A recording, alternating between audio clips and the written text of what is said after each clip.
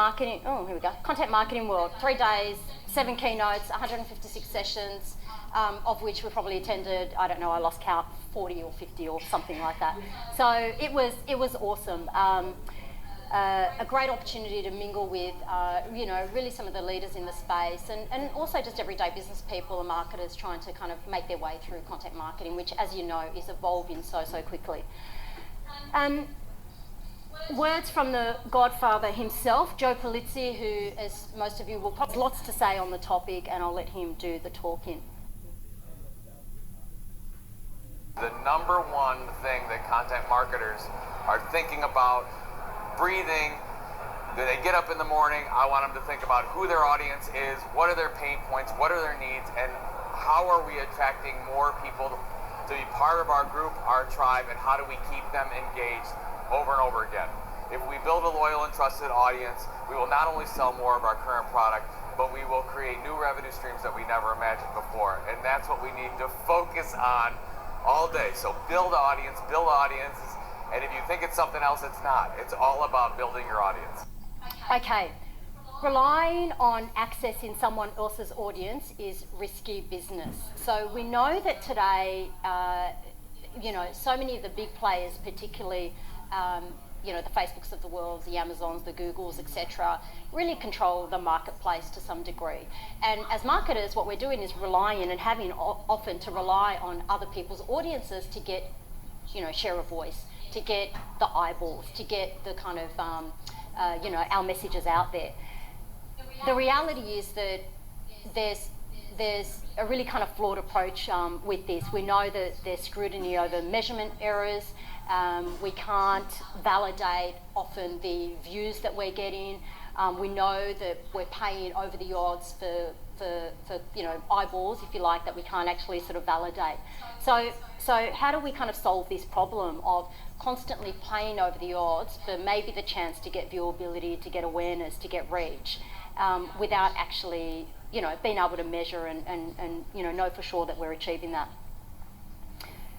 Back to Joe's point, it's all about building the audience. So if we're building our own database, we're building our own asset as an audience, then we've got full control. We're no longer reliant on the big players to sort of access their audience. We're no longer reliant on them to sort of get our messages out.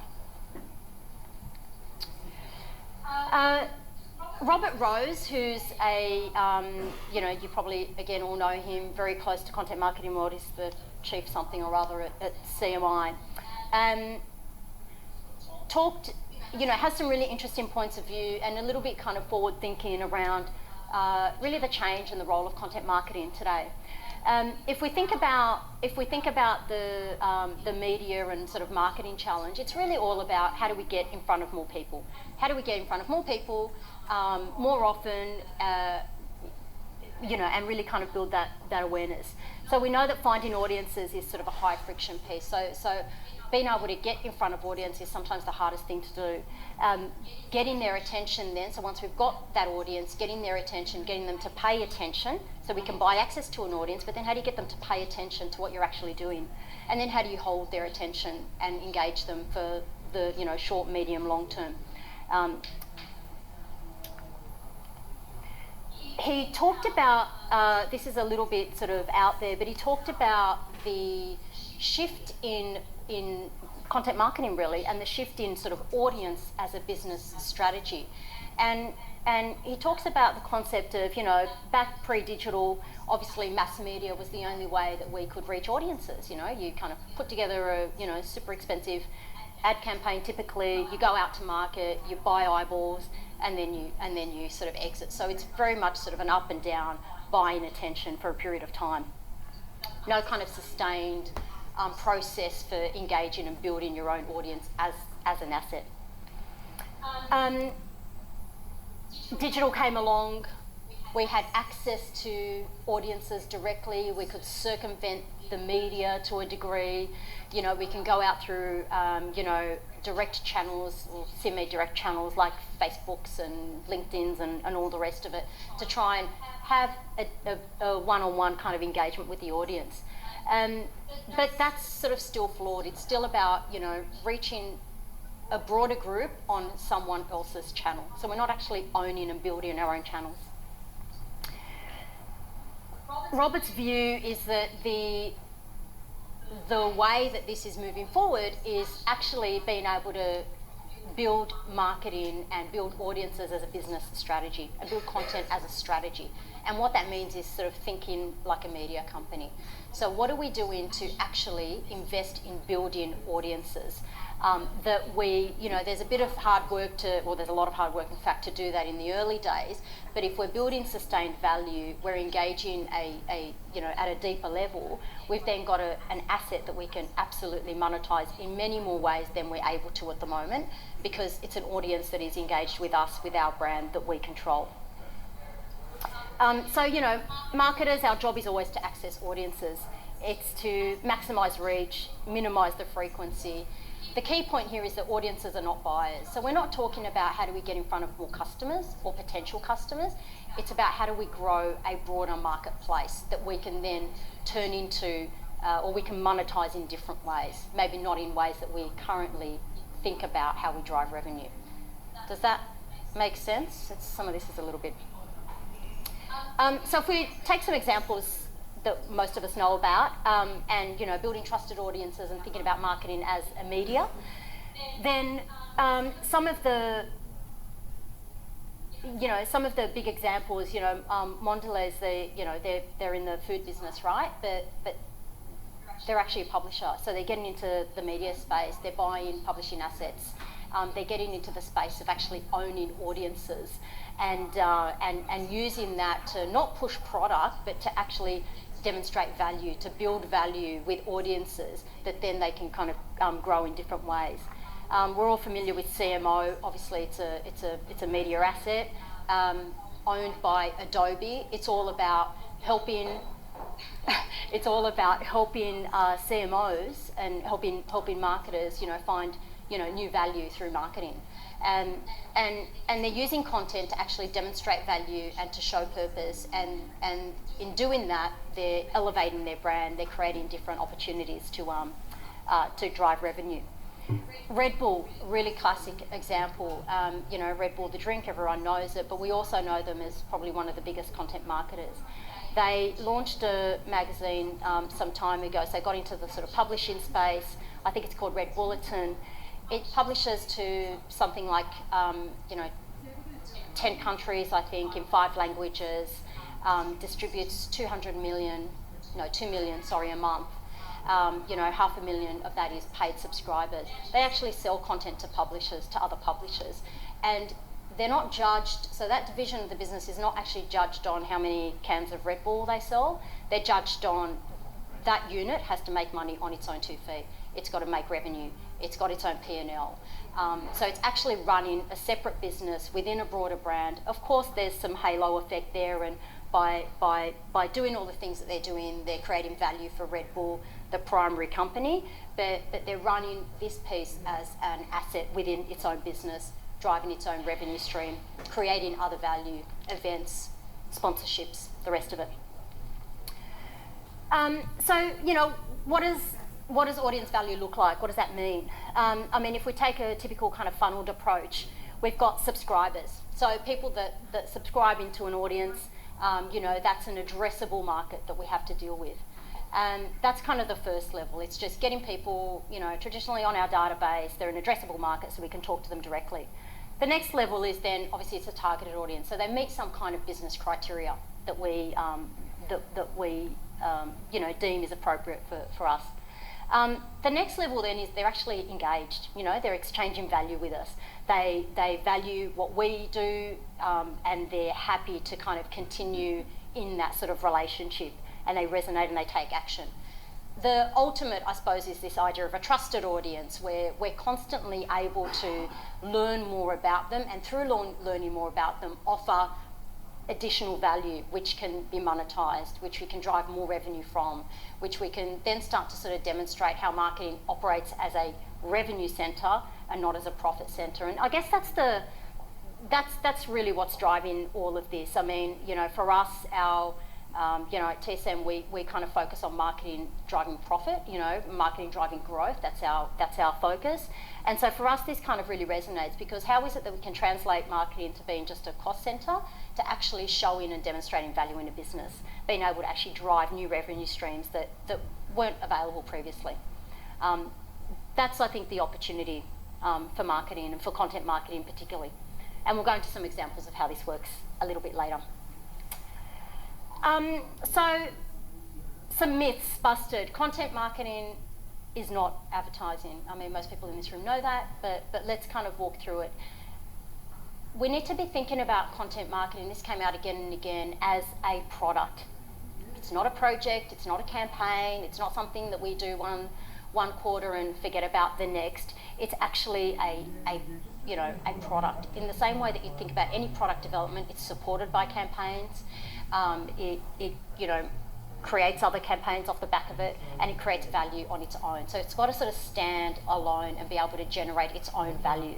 That's what makes it powerful. It's not more efficient.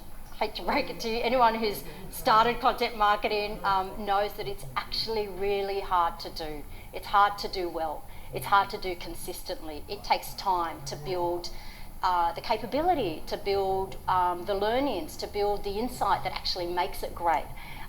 It's not a campaign. It's not something you can flick on and then flick off again. It just doesn't work that way. It's something that needs to be built for the long term. But it creates multiple lines of value, and it can and it should create multiple lines of value. And if we're not thinking about it that way, and we're only thinking about content creating one line of value, which might be how many clicks did I get to the website, or how many leads did I get in, or how much sales did I get at the end of this sort of quarter, then we're not thinking about the true potential of content marketing as a product, as a strategy. The ability is to actually create multiple lines of revenue and value, and that's the power of it, if it's done well and consistently. Does that make sense to people? Yep. Feel free to jump in with any questions. The reality is, we know that content is still stuck in average. As you guys know, CMI run research every year where they kind of, the state of content marketing. Their latest study showed that, people, some stats that aren't surprising. Most people are still not committed to strategic content marketing. So most organisations still don't actually have a documented strategy in place. They're doing marketing, they're doing content, but there isn't necessarily an agreed direction for what that content is trying to do and what it's actually trying to deliver, and how the business measures its success. And certainly not a framework of governance, a framework that really pulls the business together, that aligns the entire business along the strategy. And we know that in the absence of a true documented strategy that the business buys into, the chances of success are limited. It's interesting. One of the big changes from this year is that companies who are committed to actually growing an audience as their primary goal has gone up from 64% last year to 81%. So there has been this sort of shift in marketers understanding that actually it's what we need to focus on is growing an audience. Grow an audience, and then the revenue will come. So that is interesting. But the reality is that, in most parts, marketers and businesses are still doing things that are ineffective. They're still marketing in ways, delivering content marketing, not getting any ROI, not knowing how to measure ROI, in fact, but they're still just doing it. So Jay Baer, Convince and Convert, most people know him. He had a bit to say, and his key point was really, in true Jay style, relevance is the killer app. 76% of us will create more content this year than ever before. That's outstanding. That's an astonishing number, right? Like, so much more content. And we're all getting inundated with our feeds, right? Like, it's really difficult to actually, keep up with what's going on. So much is being bombarded at us all the time. But the reality is that most of the content fails. What do we mean by that? What does failure mean? Well, in Jay's words, more than 75% of content earns 0 links. So doesn't get picked up in search, doesn't get any backlinks, and more than half get fewer than 4 shares. So we're creating all this content, some of it good, some of it not so good. We're pushing it all out there and for no one to see, for no one to engage with, for no one to pick up and pass along and be moved by. So that's a problem. And why is that? Jay's got a really interesting perspective. It's that, most content just actually doesn't matter enough to trade time for the information because it's a value exchange. So in today's sort of, world of micro attention spans and all the rest of it, what is it that's going to stop me and, stop me in my tracks and kind of, how do you survive the swipe is kind of one of the things that we say. And that relevance is actually a value exchange and you're competing for attention. And you're competing for attention not just with your competitive set, you're competing for attention with everyone else out there, with anything else that's occupying your audience's, mind space. And it's a pretty cluttered world. So what do we do about this problem? Jay says, stop creating more content. And I totally believe this.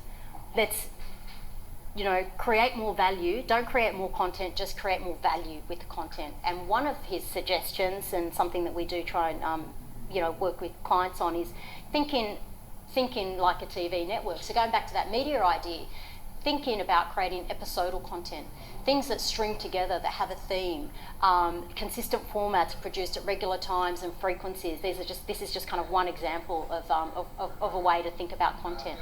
So we're kind of organising our thoughts and organising, the content that we're creating around a particular mission, around a particular theme. We're educating the market and the audience around what to expect and that way grow in attention and interest. A really popular example is Whiteboard Fridays. It's really interesting when Doug Kessler wrote a great post about this actually. He interviewed Rand and found out that they were doing Whiteboard Fridays. So every Friday, it started off as a very kind of low production value, piece of content. We're doing it for 2 to 3 years before it actually started outperforming their blogs. But they kept doing it every week. They publish 52 times a week, every single week. No time off for Christmas, no time off for New Year's. Every week, consistently. And had they listened to the data, and these are SEO experts, right? They're like deep into data. Had they listened to the data, they should have stopped. But sometimes data doesn't actually tell the full story. Sometimes you have to have a belief in what you're actually trying to do and what that broader mission is. And as long as you're starting and iterating and changing and adapting to what the audience needs and growing an audience, and you can see those, leading indicators, if you like, that things are starting to take some traction, then you've got to stick at it, we've got to kind of continue. So 2 to 3 years before it started, outperforming their blog. Now, mind you, their blog is a pretty high benchmark. So, but still, that's a long haul. Podcasts, of course, we all can think of lots of different episodal type content pieces that actually make the production process easier, make it more efficient, make the editorial planning, really kind of concise and structured. It's a good way to think. So the other thing that Jay says that I love is that you cannot pay yourself out of mediocrity.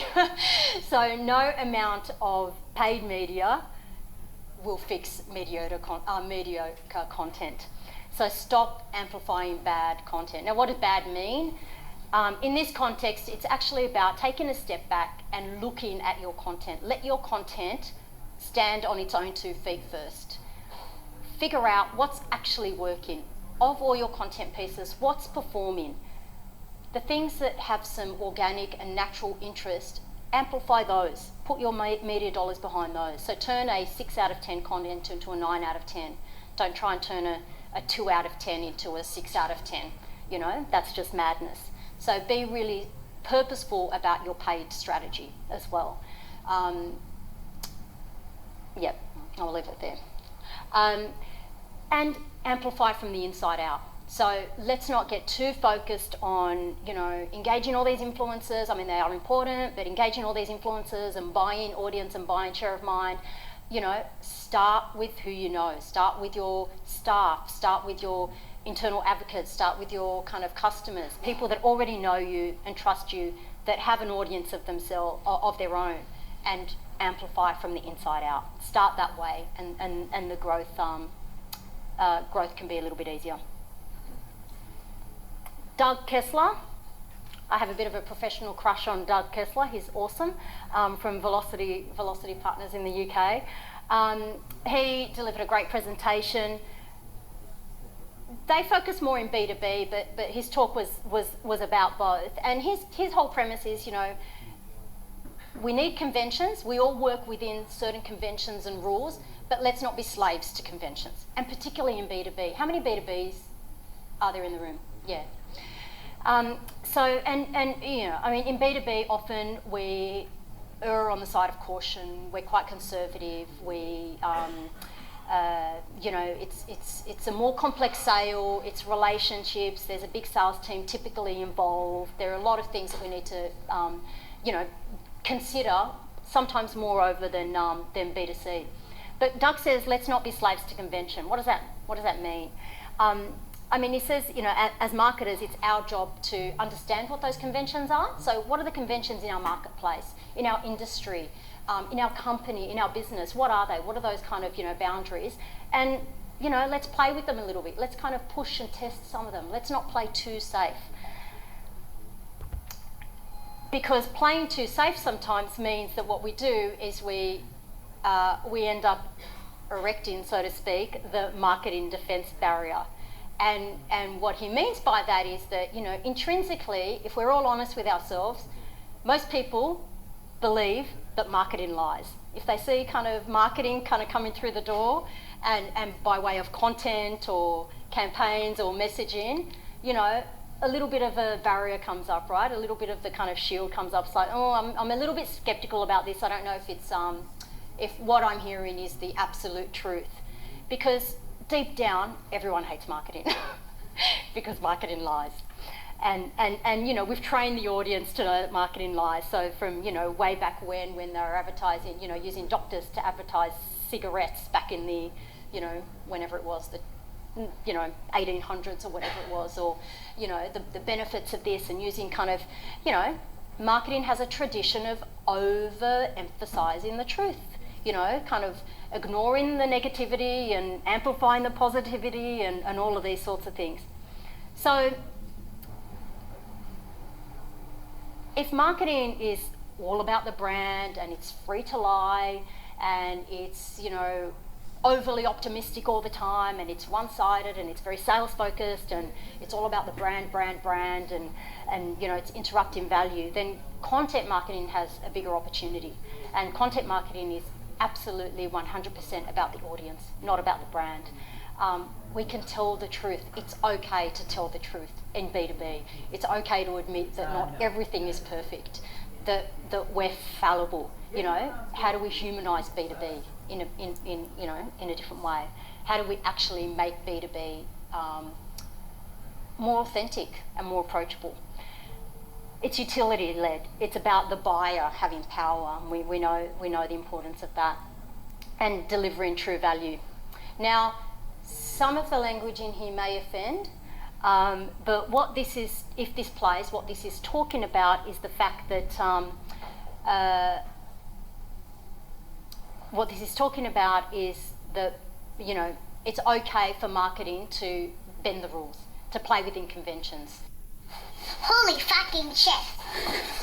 Son of a bitch! Oh fuck! What the fuck? God damn it! Fucking shit! For fuck's sake! Who taught you to say that? You. Oh, for fuck's sake.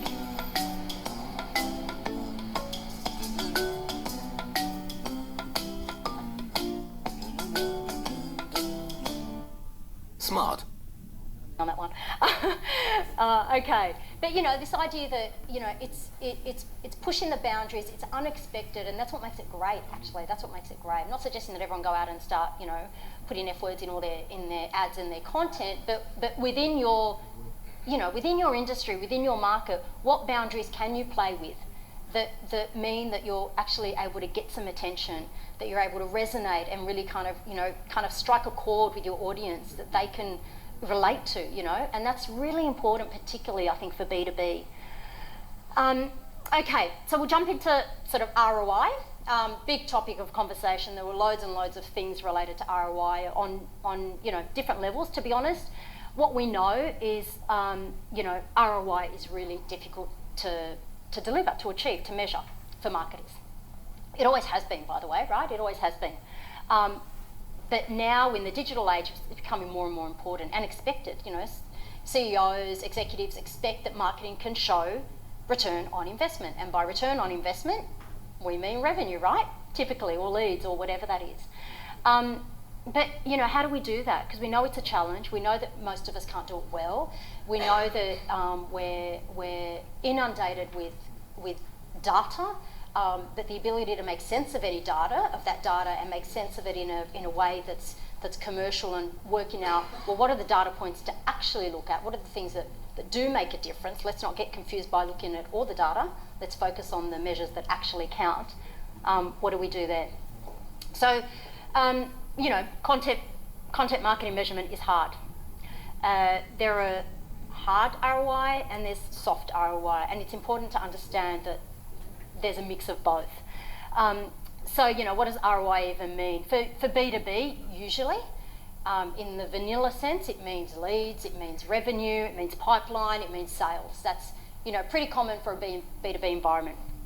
It's all about making that sales team productive, making that sales team happy. For B2C, it's often about, utility or engagement or awareness or, journey, sort of the customer journey, impact across the customer journey. Of course, there are hard ROI measures as well, but there tends to be, more weight given to some of those soft metrics. And I suppose, it's important to have a balance of both. And what's really critical, though, is actually as a team, as a business, agreeing on what you're going to measure. And this is the biggest probably challenge that we come across often working with clients, is that as a business, there isn't an agreed measurement platform. And that's some of the things that we, that's one of the things we look to deliver in strategy, is what does success actually look like? What are we trying to do here? Because you can't build a strategy for something if you don't know what it is you're trying to deliver. So always start with the end in mind, and so important to get the whole business on the same page.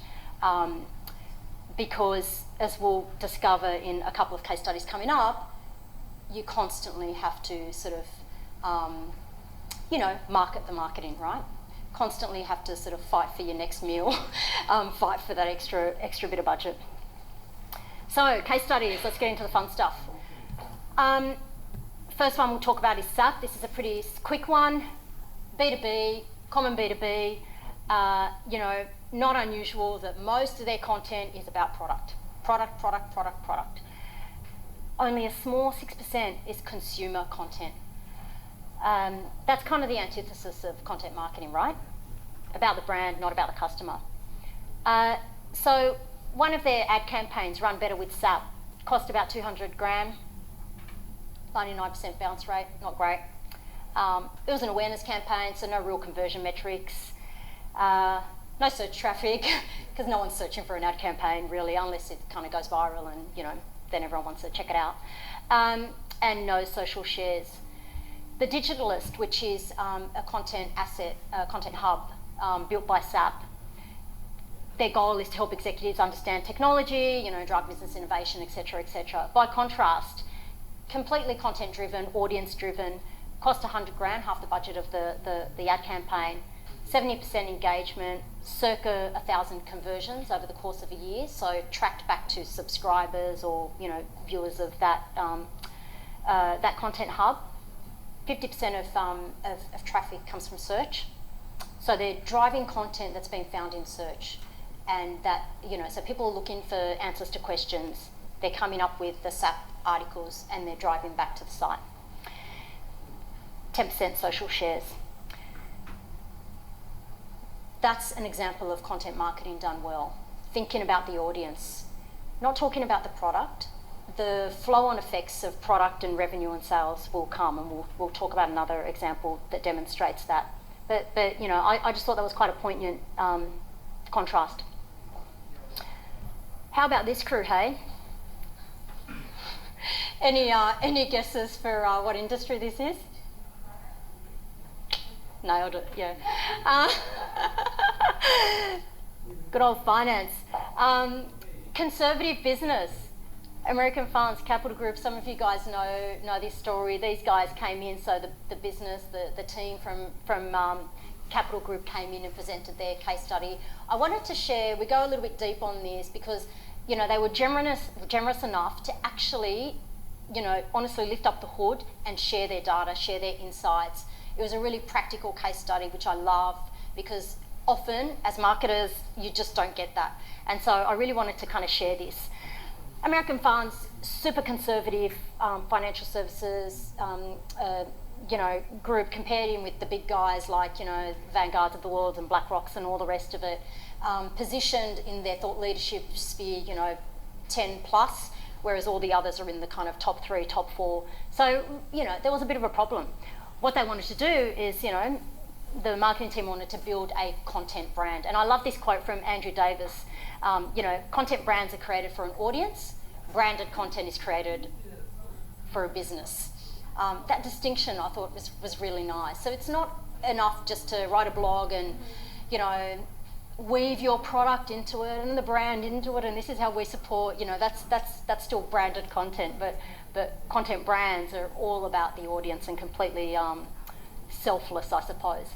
So their editorial strategy was quite simply to solve the audience's problem. Now this came from, their advisors and people in the business basically saying comments like this. My clients, they want to get out of, international stocks as an example, but, I show them the data, I tell them the logic, but logic's not working. What else can I say to them? What else can I, tell them that will help convince them that actually we've got their best interests at heart, that we know what we're doing, that they should trust us, and, what can I tell them? And this, this is where the content strategy came from. So, where do they play? If we think about this as a paradigm, there's, the news. The news reports on what happened today. The analysis of the news is, well, why did it happen? And, let's go into the details of it. And where Capital Group wanted to focus is in those top 2 areas. So the perspective, what does this mean and what should I do? So let's get granular, let's get focused. From an audience's perspective, what does the fact that Brexit happened mean to me? What does this mean to me and what should I do as a result? So using Brexit as an example, Bloomberg reported on the news, Wall Street Journal analyses, the news and what's happened, and Capital Ideas, which is the name of their content hub, provides the perspective on it, and this is what it means for you, and this is what you can do. Now, taking one example, one content piece on this topic, one of the top opt-in articles delivered got over 11,000 unique visitors to the site, nearly 14,000 page views, and 3.8 minutes time spent on site. So pretty sticky content, in today's by today's measures. Taking that a step further, what did that mean in terms of how did they get to that? If you think back to Jay's example or Jay's comments earlier, it was about, well, how do we, amplify from the inside out? So use your internal audiences. Most of their views, most of their, visits, etc., were through their own sales force. It was that pass along factor. So using their own assets, using their own team to actually pass on the information, push it along, and that's what earned the greatest, the greatest spike there. Second to paid, and then owned. So don't underestimate, particularly for large organisations, and I know there are a few in the room, don't underestimate the power of your people behind the brand and the power of your people to amplify your content. If it's good content, if they believe in it, and particularly in B2B, if it helps them do their job, they will absolutely amplify on your behalf. So, the business is all about show me the money, right? It's all about the money. So, how do we show the money? Sorry, this should have animated, but never mind. So, if we concentrate on the first two rows here, in 2016 to 2017, you can see, can you guys see at the back there? You may not be, you can see the dramatic increase in all measures, quite frankly. What I love most is, I mean, you know, the visits, the mobile visits is pretty expected, but the visits is astonishing. The time spent on site, up to 6 minutes, that's an average, right? That's astonishing, that's amazing. What I love is the cost per click. So they've been able to grow their audience and grow engagement to a point that they've been able to reduce that cost per click down to a negligible amount, basically. So what they're doing is they're growing their own audience, so they're becoming less reliant on advertising. They're becoming less reliant on the Googles and the Facebooks and the LinkedIns of the world to buy audience, because they're able to grow their own asset. That's the power of content marketing. And downloads, of course, it's all about, you know, growing that audience, right? Open rates is really interesting. So their Capital Ideas, their Content Hub newsletter, way outperforms their standard, you know, EDM that goes out by quite a bit. Now, how did they get to that? How did they get to that, you know, phenomenal growth in subscribers? You can see, I don't know how I do the thing on this. Oh, here we go. You can see that, you know, they had to go at it for a while, right? It was, you know, slow growth, slow growth, slow growth. This is not unexpected. It takes time. It takes time to build. It takes time to, you know, get into the right rhythm. It takes time to build an audience. They also employed a few strategies on site to, you know, kick up, if you like, you know, optimize their opt-in rate and their subscribe rate. But you can see that there's an inflection point, and there's a point at which it actually just starts to sort of take off. Once you get enough of a following, you get that kind of, you get the compound effect, if you like, of people engaging with it and sharing it, and it does take off. But it takes time, it takes discipline to sort of do the hard yards to sort of get there. And I know there are, you know, some of you in the room that are already doing this, and you're you know, so you know exactly, you know, what I'm talking about. You're feeling it, you're running it at the moment, and you're kind of in this sort of early stage, some of you, of building that kind of core audience. So important to just do it consistently and keep at it. The money.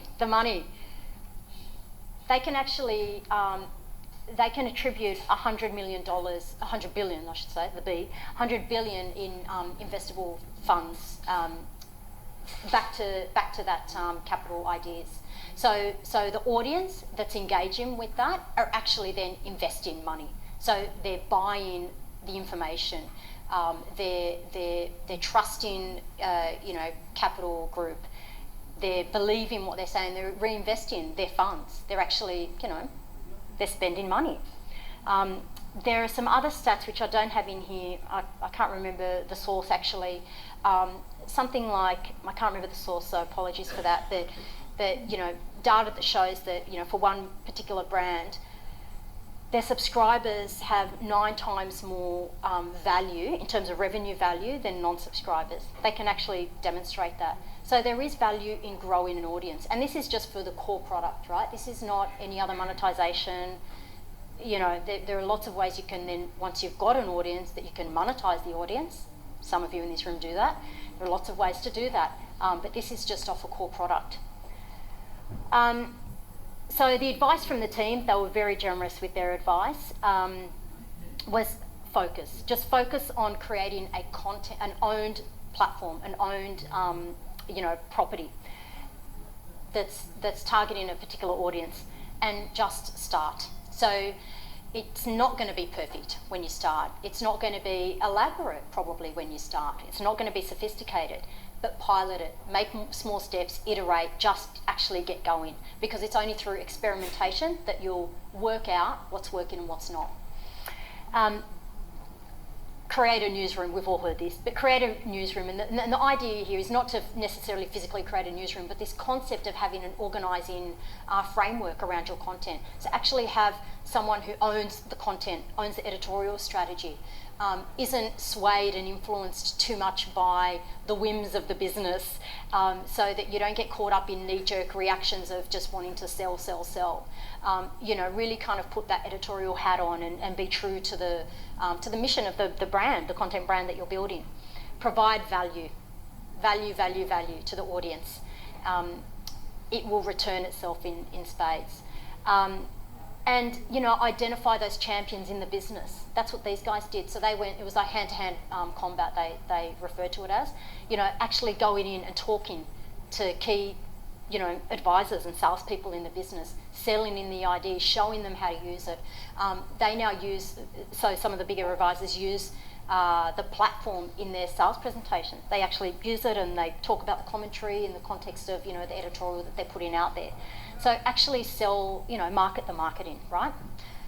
Sell what it is you're doing to the business, sell what it is you're doing to the team, sell the value of it, sell the results from it, because you still have to, unfortunately, in marketing, earn the budget. And smart distribution. We've talked about that a couple of times. Okay, we'll jump to creating a team. We're nearly at the end, guys. Thanks for the patience. Creating a content team, what does that look like? I mean, you all know that today's marketing environment is so dispersed. There are so many elements that fall under marketing today. It's a little bit out of control. But what does a content team need to look like? The guys at Content Marketing Institute actually shared their framework, and I'll just sort of talk about this briefly. What I loved about this, and there's lots of different frameworks out there, right? There are lots of different frameworks. What I particularly like about this framework is, we all know that it takes an arsenal of skills to deliver on content. You've got the strategy, the writing, the design, the creative, the data, the analytics, all of those things to actually make something work. What I love though is these elements here. What does it take to build a team that understands and is dedicated to content? That ability to focus and prioritise, because let's face it, as marketers, you will get bombarded from the business at all directions. So how do we focus, how do we prioritise on what's important for the audience? Someone who has outside passions, I thought this was great, kind of an interesting person, someone who's interested in things, because that creates curiosity, and curiosity is great for understanding, the hidden nuggets, the hidden hooks in things.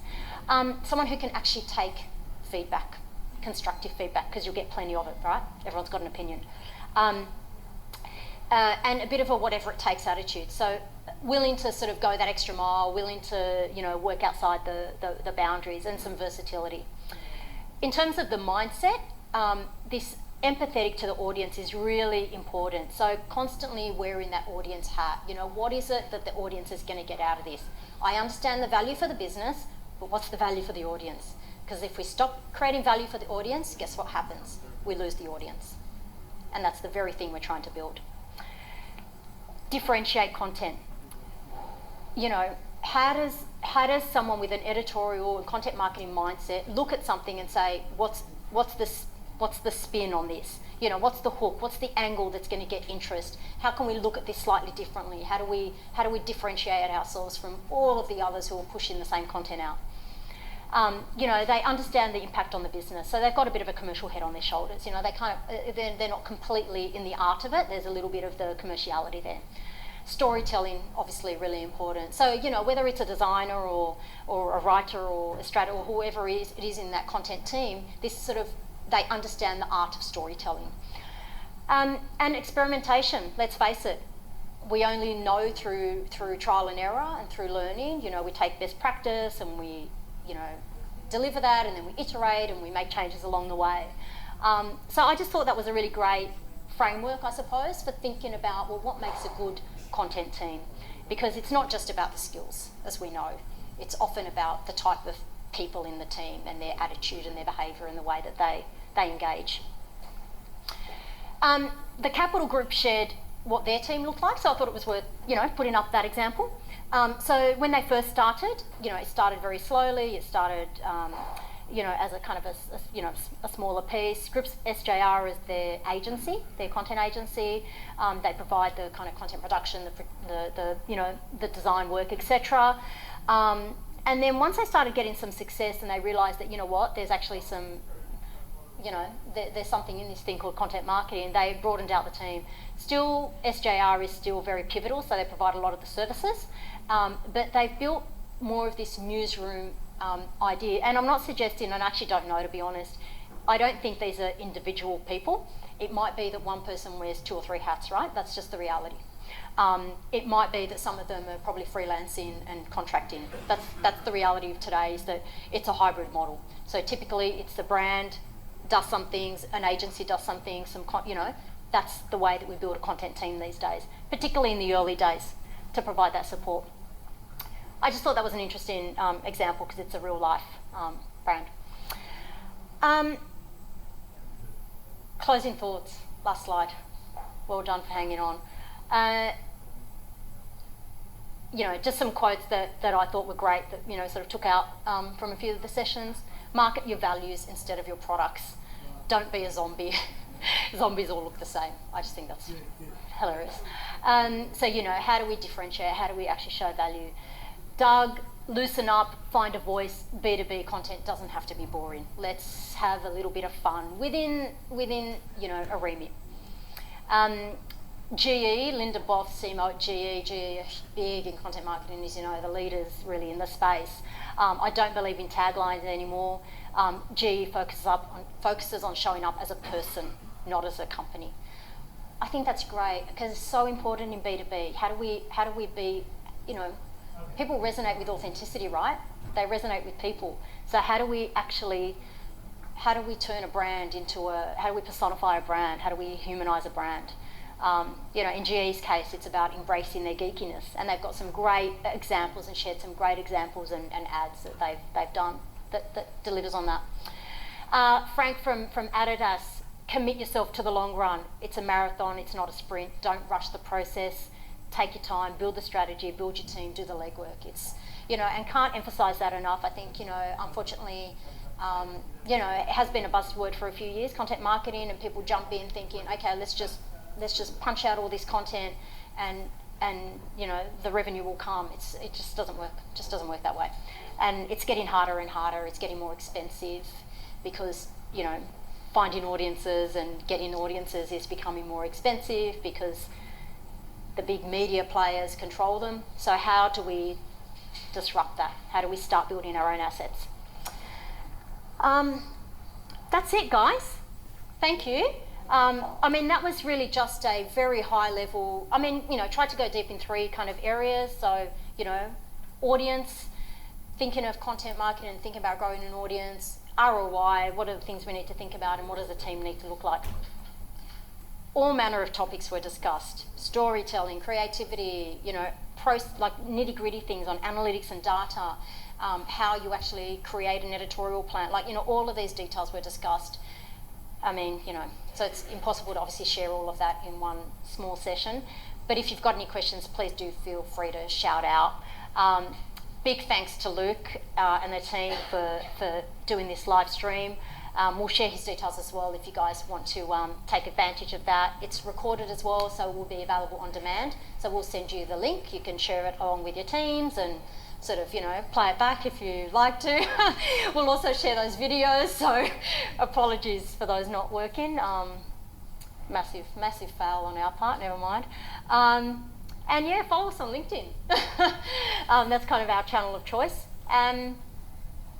Questions, please. Hit me with it. Don't be shy. Anyone? No one? Was it useful? Yep. Who did you find the most engaging? Oh God, really tough. You know who surprised me the most? Who surprised me the most was Gordon Levitt. Oh my God, Joseph Gordon-Levitt. Because I didn't expect him to be so amazing. I didn't expect him to be so focused and so humble. And such a great kind of thinker around content, around collaboration. So his whole thing was around collaboration and co-creating content and actually building a model that enables a range of artists to build on each other's content and then take that to market and then sort of monetize that. So he was the most surprising for me. I love Doug. He was awesome. And, you know, funny and witty and all of those things. You know, all of the big guys, Jay, they were all amazing. I thought the most, which is why I spent a bit of time on it, the Capital Group presentation, I just thought was really practical. You know, it was an under the hood view from a brand's perspective on what they did, how they did it, how they sold it in. So for me, that was like really great practical takeaways. Yeah, don't know if that answers your question, but yep. I have a question about different channels you might use to produce your content, whether that is your website that's, you know, your newsroom website where it's constantly updated, or it might be a blog, or it might be simply quite classic, either it could be a podcast or Yep. something like that. Or do you get a sense when these people were presenting what they were finding the most successful and where things are going? I think to answer that question, the overwhelming feeling was whatever the medium you choose, build an audience on your own platform. So that platform can be your website. So what I mean by your own platform is you're building an addressable market whose data you own, that you can build more data about. So that could be the website. It can be a podcast to a degree because you don't get all the analytics. But I think the key to that is, you know, building an addressable market. So whether you're using a podcast or a you know, some other format to grow awareness, what's your strategy for migrating that audience to an owned platform? You know, what's that strategy for not just creating content and building an audience on YouTube or on Facebook or on LinkedIn who's you know, you're then at the mercy of their algorithms and, you know, how they deem you can sort of, you know, get in front of your audience. What's the strategy about migrating it to an own platform? And I think the other key around that is find, so I mean I can't really answer the question because it's about finding the, oops, don't know what I did there, finding the medium that works for you and do that consistently. So stick for the long haul. So video works for you, do that. Podcasting works for you, do that. But be consistent, you know, and build an audience. So there's no kind of one is better than the other, really. It's just about finding something, doing it well, you know, experimenting with a few others and actually building your own audience. That's the key. You mentioned that value is so critical in terms of scaling. Are there any discussions about what people might stand these days classified as good value versus not good value? Some discussion around that? Yeah, I mean, I think ultimately value is revenue, right? It's about growing revenue. And in this context, and particularly in Joe Polizzi and Robert's presentations, and in their new book, in fact, value is about creating new revenue streams. So if you take one of their examples of building, you know, marketing as a media company almost, you suddenly got an addressable audience there that you can suddenly sell sponsorships against. You can sell, so one of the examples I'll just, you know, Salesforce, huge company obviously. They run Dreamforce, which I'm sure everyone knows. It is the largest, you know, largest technology conference in the world. They get something like 150,000 attendees. That creates its own, so that has actually got to make revenue on its own 2 feet. So that's what I mean by value, is you know, creating new revenue streams so that it's not a cost to the business. Of course there's some cost, but it actually drives revenue for the business, and it's got to pay for itself and then some, and it's got to work at a profit. And so creating value is about thinking, how do we build something that is self-funding, and not only self-funding but actually makes a profit and opens up new revenue opportunities that you probably can't even imagine today. That obviously takes time, but in the first instance it's absolutely about, you know, how we demonstrating revenue for the business in some fashion. Any other questions? What was deemed to be the next big thing, whether technology-driven or channel-driven? What's the big disruptor that's around for that? Good question.